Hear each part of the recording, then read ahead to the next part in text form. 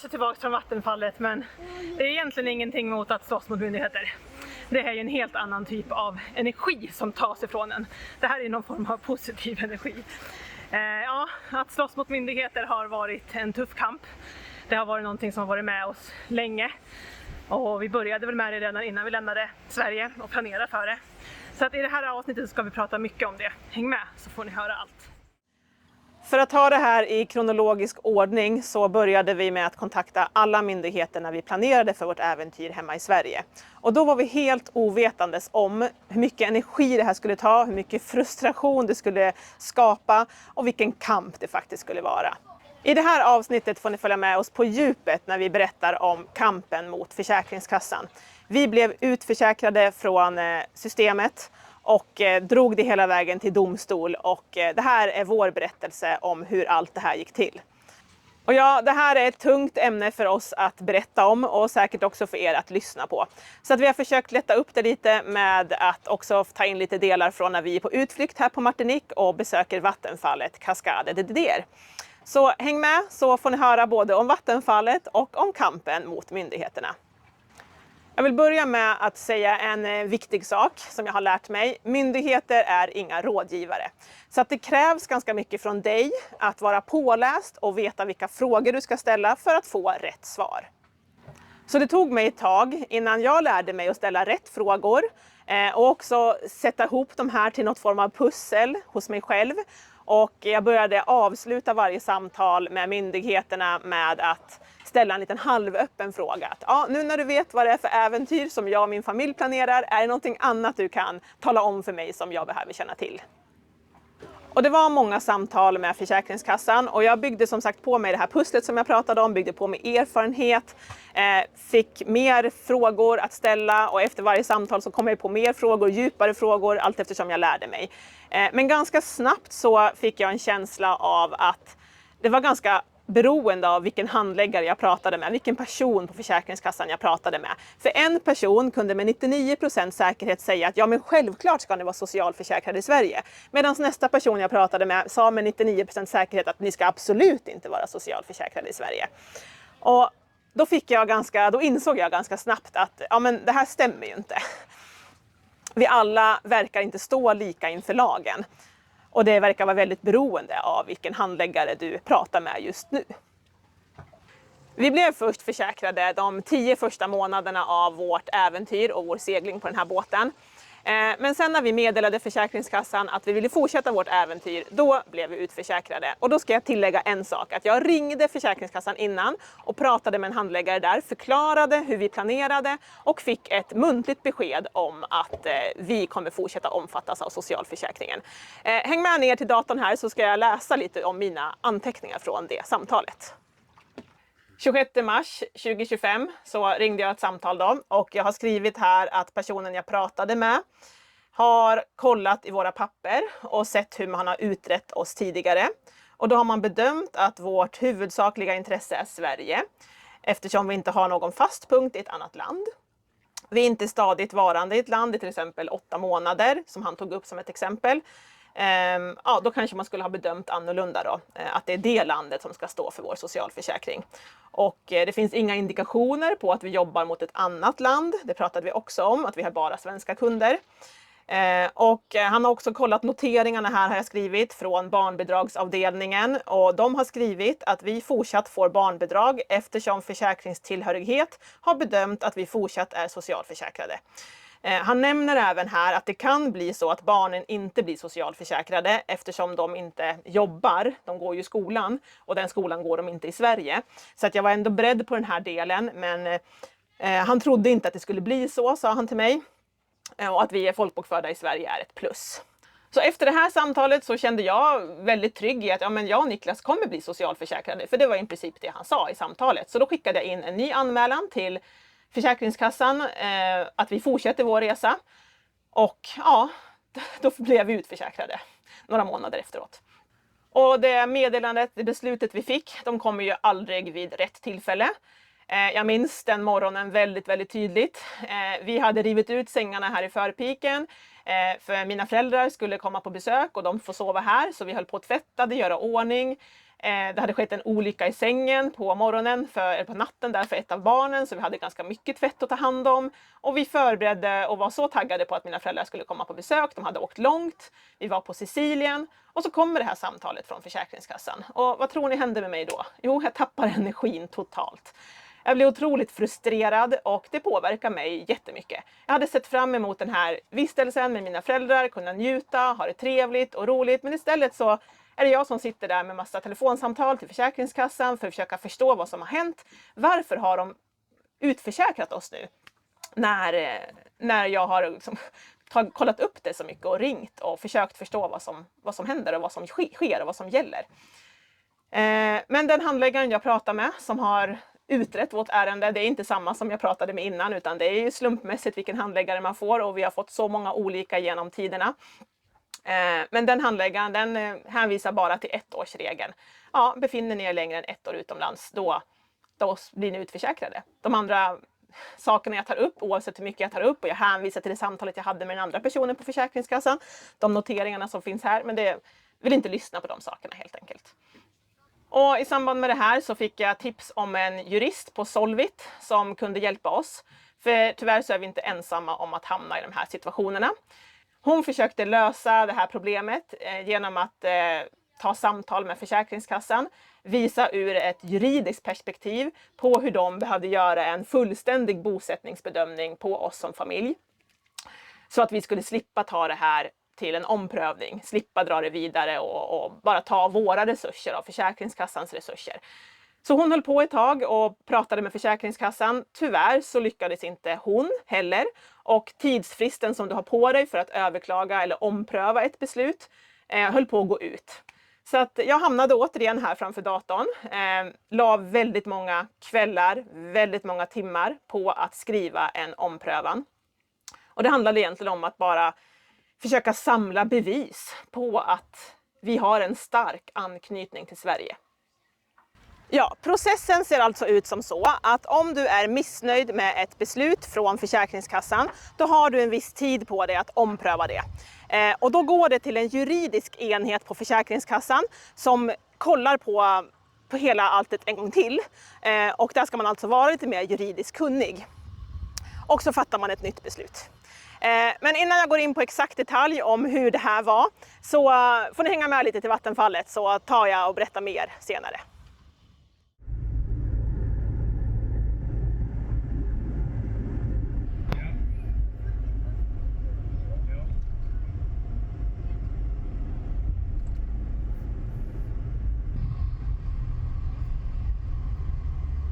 Ska jag rakt på? In här eller? Ja, jag tror det. Ja. Det är bra.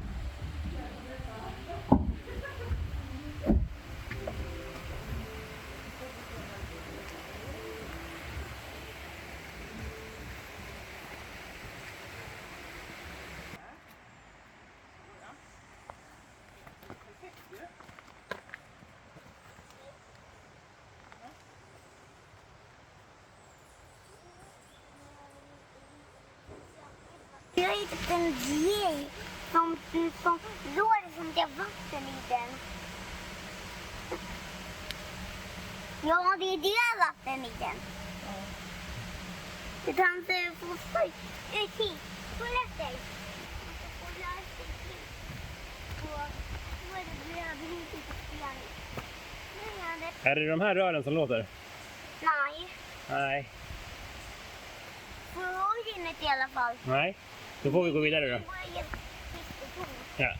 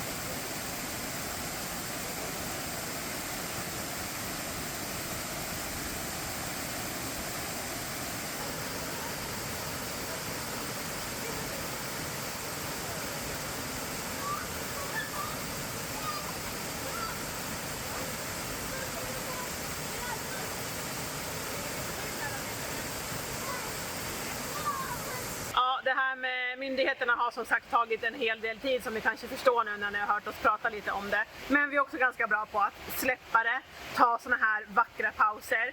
Så att idag har vi varit ute vid Cascade de Didier, som är ett jättevackert och fint vattenfall. Vi alla har badat, vi är blöta i håret och har tagit en fin promenad med lite matsäck hit. Så nu ska vi tillbaka till bilen som vi har hyrt, åker runt och fortsätter utforska den här ön.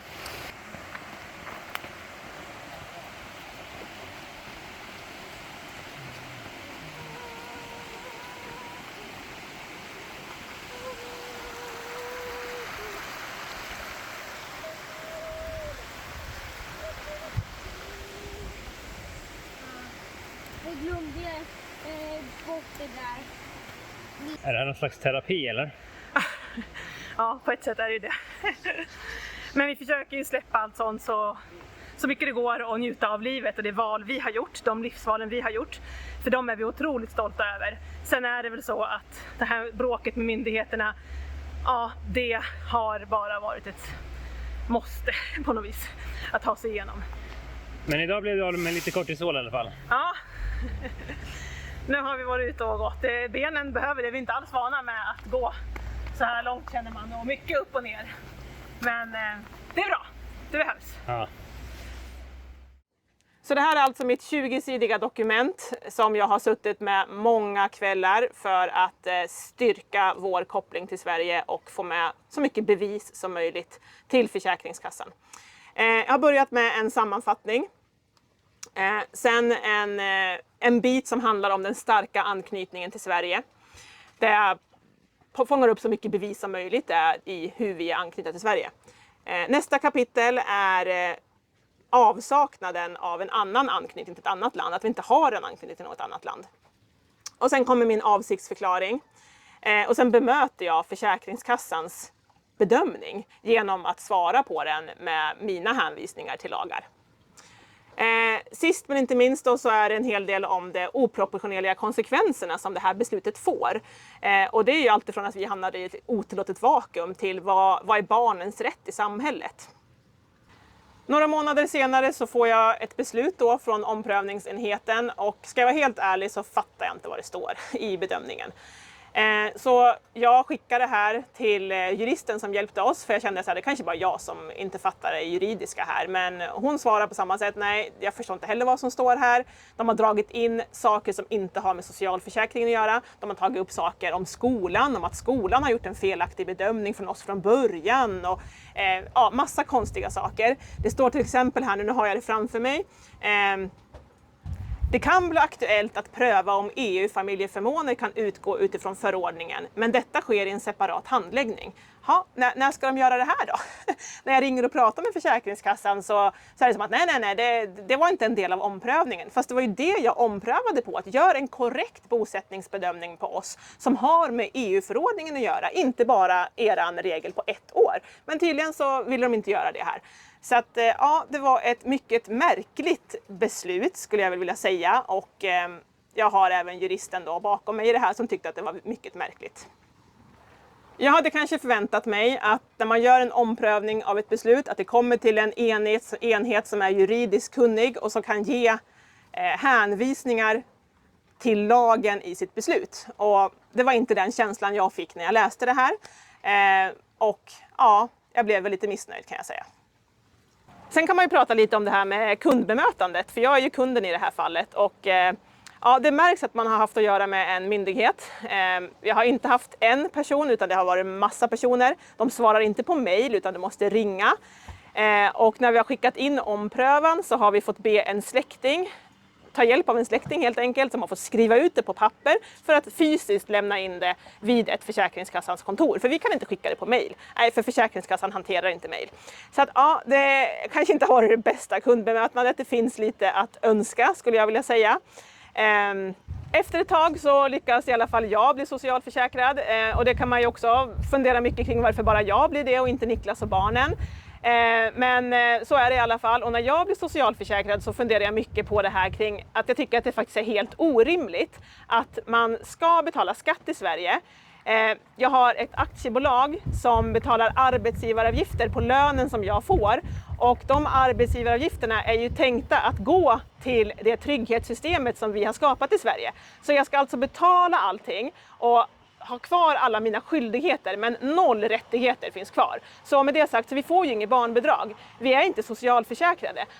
Så om någonting händer här och vi skulle bli sjuka, ja, då får vi betala från egen ficka helt enkelt. Och jag tycker det är helt orimligt, jag tycker det är jättekonstigt. Då tycker jag att skriv ut oss helt och hållet istället då. Låt oss vara fria och inte tillhöra något system, något land, någon trygghetsdel eller någon skattedel. Men just nu så är det bara så himla skevt att liksom alla skyldigheter är kvar men 0 rättigheter är kvar. Så som ni kanske förstår då så tycker jag att det här är orimligt, så att jag bestämmer mig för att fortsätta kämpa. Jag tar vidare till en överklagan. Det går vidare till domstol. För den processen ser ut som så att man skriver en överklagan som går via Försäkringskassan. Försäkringskassan samlar sina dokument i fallet och skickar in hela överklagan till förvaltningsrätten, domstolen. Och när jag fick ett mejl från förvaltningsrätten i Uppsala som då skulle hantera det här ärendet, då kände jag direkt hur min puls ökade. Det här var på riktigt och jag fick påminna mig själv om att just det är jag som har drivit den här processen till domstol.